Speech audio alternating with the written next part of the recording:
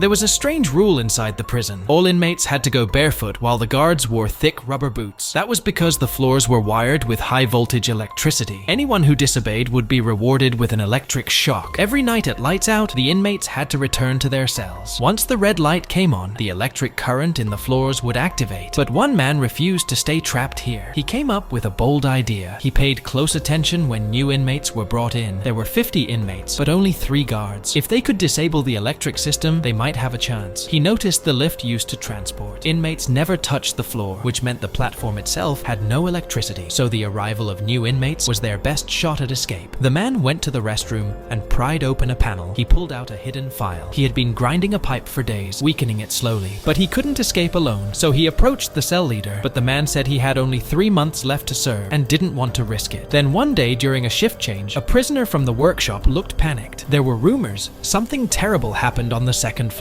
Suddenly, oxygen in the exchange zone dropped. Then power across all levels cut out briefly, only to return seconds later. Some whispered the prisoners upstairs had been electrocuted. The cell leader quickly told them to stop guessing without proof. Still, he was starting to worry. The next morning, information spread fast. Someone confirmed the truth. More than 100 people on the 2nd floor were dead. That changed the cell leader's mind. Tomorrow, new inmates would arrive. This would be their final chance. The next day, they set the plan in motion. The man sabotaged the water pipe in the restroom. Others passed out tools. By the time the new prisoners arrived, water had flooded the work area. As the platform came down, the man gave the signal. 2 prisoners created a distraction. The man jammed his tool into the lift. One of the new inmates picked up a stun baton and knocked out a guard. Then the rest threw their tools. Chaos broke out immediately. The guard called for backup and activated the high voltage system, but the water had soaked the floor, causing a massive short circuit. The cell leader was thrilled, and he led the prisoners in a breakout.